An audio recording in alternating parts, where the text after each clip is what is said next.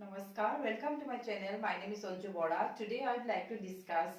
about fundamental rights, chapter 2 for student class 11. আজি মই তোমালোকৰ ওচৰত আলোচনা কৰিম মৌলিক অধিকাৰ নামৰ chapter 2 class 11 ওকে তেতিয়া হলে আমি আৰম্ভ কৰো যে মৌলিক অধিকাৰ মানে কি what is fundamental rights before going to start my class I would like to share some important things both CBSE and SEBA okay so CBSE student মই তোমালোকক ক'ব খুজিছো যে fundamental rights নামৰ the second chapter fundamental rights it add with the first chapter constitution তোমালোকৰ fundamental rights নামৰ chapter 2 constitution লগত add কৰা হৈছে তোমালোকৰ second chapter নহয় but those students are going to appear this first exam under Assam Higher Secondary Board তেওঁলোকৰ বাবে second chapter to fundamental rights হিচাপে আছে আৰু তোমালোকে bill of rights নামৰ যেটো তোমালোকৰ টপিক হেতু ডিলিট কৰা হৈছে আৰু তোমালোকে bill of rights to পঢ়িব নালাগে ওকে তেতিয়া হলে এতিয়া আমি আৰম্ভ কৰো what is fundamental rights what is the meaning of fundamental rights why it's called fundamental and what are the different types of fundamental rights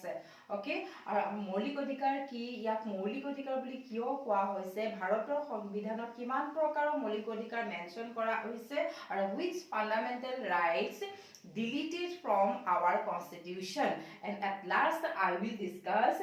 right to equality and I will give some important question from this discussion okay so fundamental rights first you have to know about the fundamental rights কারণ chapter 2 নামে হৈছে মৌলিক অধিকাৰ মানে কি যদি জানা তেতিয়ালে পিছৰখিনি তোমালোকে নিশ্চয় জানিব পাৰিবা মৌলিক অধিকাৰ fundamental rights are some opportunities these are given by the constitution for the personality development of citizen মৌলিক অধিকাৰ আছে কিছুমান সুযোগ সুবিধা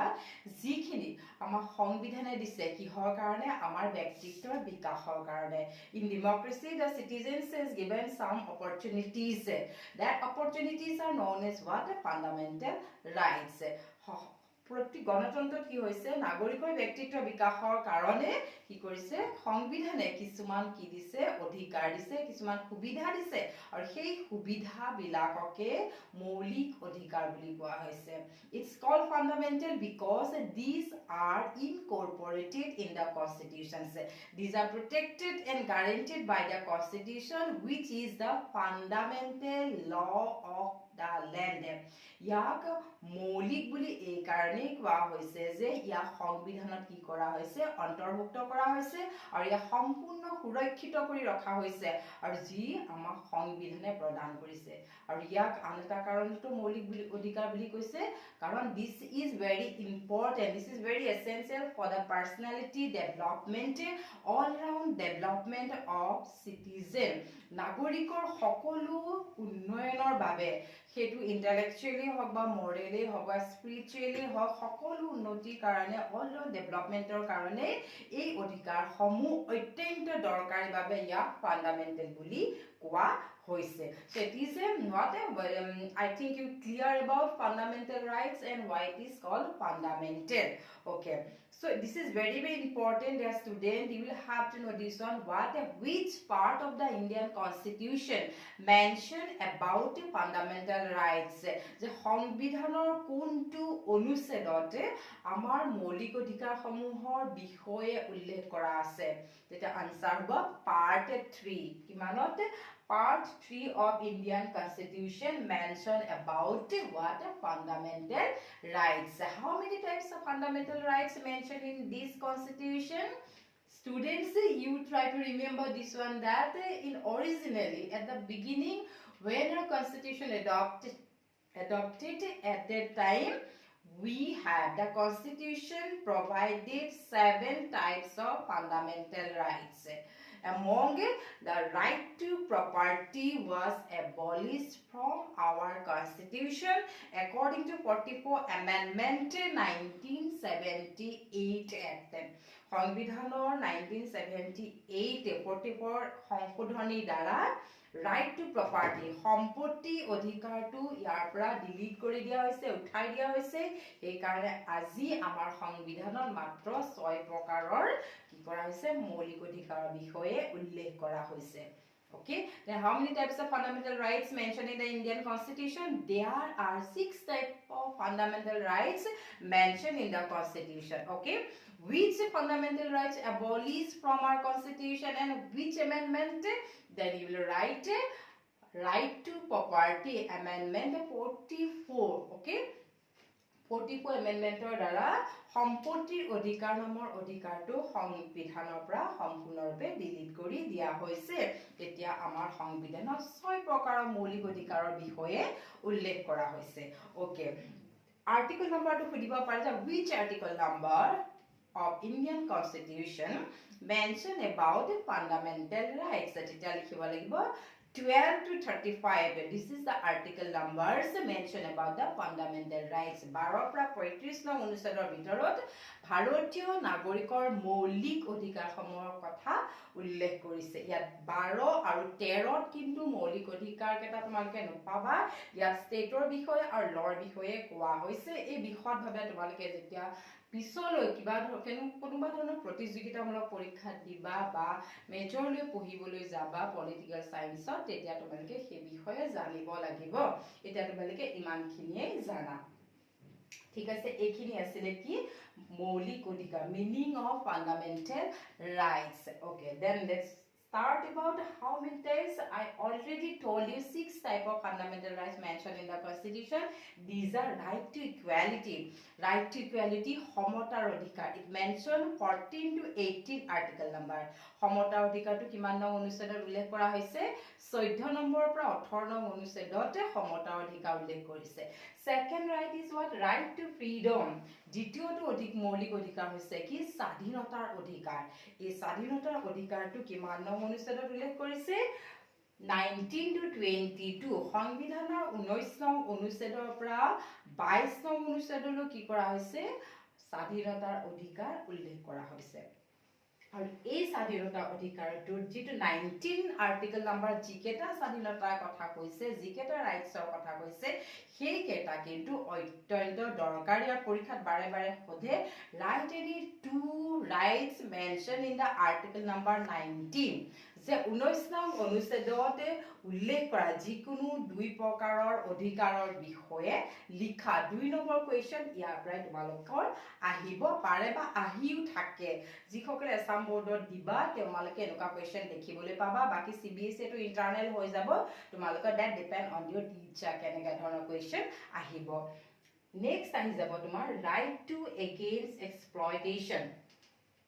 right to against মানে শোষণৰ বিৰুদ্ধে অধিকাৰ it mention article number 23 and 24 ইয়াৰ বিষয়ে মই অকন কৈ দিছো শোষণৰ বিৰুদ্ধে অধিকাৰ বিফৰ ইন্ডিপেন্ডেন্স ভাৰতবৰ্ষৰ স্বাধীনতা লাভ কৰাৰ আগতে আমাৰ ভাৰতীয় কিছুমান লোকসকলক কি কৰা হৈছিল শোষণ কৰা হৈছিল আৰু তেওঁলোকক কি কৰা হৈছিল কিছুমান সুবিধাৰ পৰা বঞ্চিত কৰা হৈছিল কিছুমানক জোৰ জবৰদস্তি কাম কৰাইছিল কিন্তু তাৰ বিনিময়ত একো নিদিছিলে সেই যাতে কোনো লোকক যাতে কোনে শোষণ কৰিব নোৱাৰে তাৰ বাবে সংবিধানে কি কৰিছে the Indian constitutions mention right against exploitations তেতিয়া সেই কাৰণে 23 আৰু 24 নম্বৰ আৰ্টিকেল নম্বৰত এই বিষয়ে উল্লেখ কৰিছে নেক্সট আহিলে right to freedom of religion ইয়াত কি হৰ কথা কৈছে ধৰ্মীয় স্বাধীনতাৰ কথা কৈছে যে ভাৰতবৰ্ষ এখন ধৰ্মনিৰপেক্ষ ৰাষ্ট্ৰ India is a what secular country India has a no state recognized religion ভাৰতবৰ্ষত কোনো ধৰণৰ কি নাই ৰাষ্ট্ৰীয় ধৰ্ম নাই আৰু সকলো ধৰ্মৰ লোকক কি কৰা হৈছে সমানে গুৰুত্ব দিয়া হৈছে এই কাৰণে সকলো ধৰ্মৰ লোকে each and every religious people they can practice worship whatever they like to worship or practice any religion ইয়াত কোনো ধৰণৰ পাৰ্থক্য নাথাকিব সেইটো উল্লেখ কৰিছে 25 পৰা 28 article number cultural and educational rights ই হৈছে সাংস্কৃতিক আৰু শিক্ষাৰ অধিকাৰ এটো অত্যন্ত গুৰুত্বপূৰ্ণ অধিকাৰ এই অধিকাৰটো উল্লেখ কৰিছে 29 and 30 আৰ্টিকেল নাম্বাৰ সংবিধানৰ 29 আৰু 30 নং অনুচ্ছেদটোত কি উল্লেখ কৰিছে সাংস্কৃতিক আৰু শিক্ষাৰ অধিকাৰ ইয়াৰ দ্বাৰা সকলো লোকে জাতি বৰ্ণ ধৰ্ম নিৰ্বিশেষে যি সকল লোকে নিজৰ ভাষাৰ যিকোনো শিক্ষানুষ্ঠান যদি তেওঁলোকে স্থাপন কৰিব বিচাৰে মাইনৰিটিজ সকলে তেওঁলোকে কি কৰিব পাৰে স্থাপন কৰিব পাৰে আৰু তেওঁলোকে নিজৰ শিক্ষা নিজৰ ভাষাটোৰ নিজৰ ধৰ্মৰ নিজৰ সংস্কৃতি উন্নতি কৰাৰ কাৰণে তেওঁলোকে যি ইচ্ছা তাকে কৰিব পাৰে সেই বিষয়ে কোনটোত কালচাৰেল এণ্ড এডুকেশ্যনেল ৰাইটছত উল্লেখ কৰিছে লাষ্টত আহিলে ৰাইট টু কনষ্টিটিউচনেল ৰিমেডিজ এই অধিকাৰটো 32 আৰু 226 নম্বৰ আৰ্টিকলত উল্লেখ কৰিছে ইয়াত কি কৈছে তোমাকে ইয়াত কৈছে যে ৰাইট টু কনষ্টিটিউচনেল ৰিমেডিজ যেনেকে সংবিধানে আমাক কি দিছে অধিকাৰ দিছে কনষ্টিটিউচন গিভেন আছ আ ফাণ্ডামেণ্টেল ৰাইটছ আৰু তেনেকে ইট গিভ আছ what protection if government violate our rights then we can move to the court for its protection যদি সরকারে আমার এই অধিকার সমূহ বঞ্চিত করে আমাক যদি সুযোগ সুবিধা নিদিয়ে সংবিধান প্রদান কৰাৰ মতে যদি আমাক সুযোগ সুবিধা নিদিয়ে তেতিয়া হলে আমি কি কৰিব পাৰো আমাৰ অধিকাৰটো সৰকাৰে ভংগ কৰিছে বা কোনোবাই ভংগ কৰিছে বুলি আমি আদালতৰ কাষ চাপিব পাৰো সেয়ে বি আৰ আম্বেদকাৰে এই অধিকাৰটো ৰাইট টু কনষ্টিটিউচনেল ৰিমেডিজ বহুত বেছি গুৰুত্ব দিছে হি has given more importance this right because these rights give us a protection if the government violate our rights interfere our works activities then what happen we can move to the court for its protection আৰু হেহে তেওঁ এই অধিকাৰটো কি বুলি কৈছে heart and soul of our constitution আমাৰ সংবিধানৰ কি বুলি কৈছে হৃদপিণ্ড আৰু আত্মা বুলি উল্লেখ কৰিছে আহিব পাৰে প্ৰশ্ন যে কোনটো অধিকাৰক বি আৰ আম্বেদকাৰে সংবিধানৰ আত্মা বা হৃদপিণ্ড বুলি উল্লেখ কৰিছে তেতিয়া তোমালোকে লিখিবা কোনটো অধিকাৰ ৰাইট টু কনষ্টিটিউচনেল ৰিমেডিজ যে সাংবিধানিক প্ৰতিকাৰৰ অধিকাৰটো কি বুলি কৈছে heart and soul of our constitution it's who said this one B.R. Ambedkar kone koisile B.R. Ambedkar he was the chairman of drafting committee amar সংবিধান খনৰ জকাটো কোনে বনাইছিলে B.R. Ambedkar সেই কাৰণে তেওঁ এই অধিকাৰটো অতি মাত্ৰা গুৰুত্ব দিছিলে Dear students, এইখিনি আছিলে ফান্ডামেন্টাল ৰাইটস মৌলিক অধিকাৰৰ এটা থুলমূল আভাস মই তোমালোকক আজি এই ছটা অধিকাৰৰ ভিতৰত এটা অধিকাৰৰ বিষয়ে কম বাকি কেইটা অধিকাৰ মোৰ নেক্সট ক্লাছত তোমালোকক সুন্দৰভাৱে আলোচনা কৰি দিম যাতে তোমালোকে কেতিয়াও পাহৰিব নোৱাৰা আৰু মৌলিক অধিকাৰ মনত ৰাখিবা মৌলিক অধিকাৰ পৰা এটা কোৱেশ্চন আহিবই what is fundamental rights and what are the different fundamental rights mentioned in the constitution discuss 6 marks আৰু কেতিয়াবা 4 marks আহে কেতিয়াবা 2 marks আহে কেতিয়াবা 1 ভিতৰটো খুদিব পাৰে which part of the Indian constitution mention about fundamental rights এখিনি ঠিক আছে তেতিয়া হলে মই তোমালোকক আজি অলপমান right to equality বিষয়ে তোমালোকক মই কৈ দিছো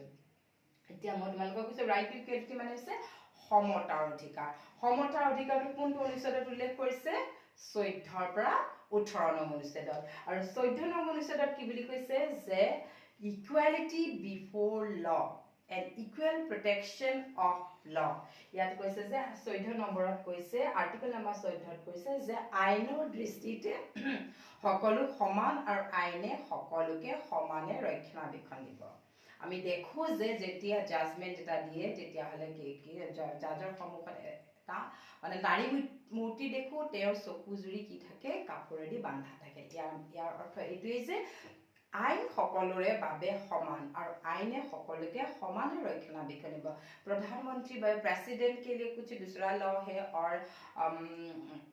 सीएमओ কাৰণে বেলেগ আছে অৰ্ডিনাৰি পিপলৰ কাৰণে বেলেগ আছে এনেকুৱা কোনো ব্যৱস্থা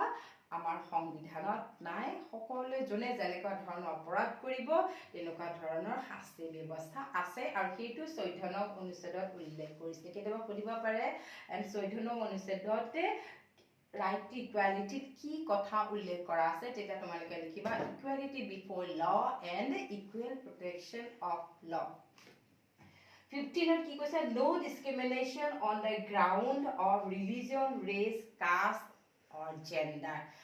কি বুলি কৈছে ধৰ্ম ভাষা বা জাতিৰ ওপৰত কোনো ধৰণৰ কি নাথাকিব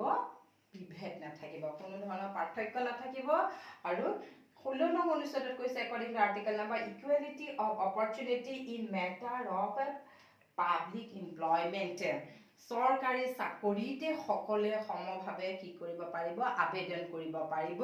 বিশেষ শ্ৰেণীৰ কাৰণে বিশেষ ব্যৱস্থা নাথাকিব but the government there are some opportunities given for the reservation for the weaker section of the society why the constitution given reservation for the weaker section of the society I will discuss that one in later part okay next 17th কৈছে abolition of untouchability untouch means what don't touch মানে আগতে কি আছিল আমাৰ সমাজত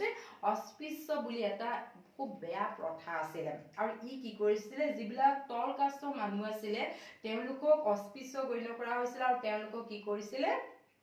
সমাজে বহুত দূৰত ৰাখিছিল তেওঁলোকক মন্দিৰত প্ৰৱেশ কৰিব নিদিছিল তেওঁলোকক কুৱাৰ পৰা ৰাজহুৱা কুৱাৰ পৰা পানী আনিব নিদিছিল তেওঁলোকক ৰাজহুৱা ঘাটত যাব নিদিছিল দোকান পোহৰ স্কুল কলেজ ক'তোতে তেওঁলোকৰ স্থান নাছিল সংবিধানে কি কৰিলে এই ধৰণৰ আনটাচেবিলিটি আমাৰ সংবিধানৰ পৰা আঁতৰাবৰ কাৰণে সকলোকে সমান দিবৰ কাৰণে কি কৰিলে এই আনটাচেবিলিটি নামৰ এই ইভিল প্ৰেক্টিছটো আমাৰ সংবিধানে আমাৰ সমাজৰ পৰা এবলিশ কৰিলে according to article number 17 আৰু কোনোবাই যদি কাৰবাক আনটাচেবল বুলি গণ্য কৰে তেতিয়াহলে তেখেতৰ বিৰুদ্ধে কি কৰিব পাৰে চৰকাৰে বিহিত ব্যৱস্থা ল'ব পাৰে আছে এইটো কথা উল্লেখ কৰিছে 17 নং অনুচ্ছেদত লাষ্টত কৰিলে 18 নং অনুচ্ছেদত উল্লেখ কৰিছে according to article number 18 abolition of title except military and academic ভাৰতীয় নাগৰিকে মিলিটাৰী সামৰিক আৰু শিক্ষাগত উপাধিৰ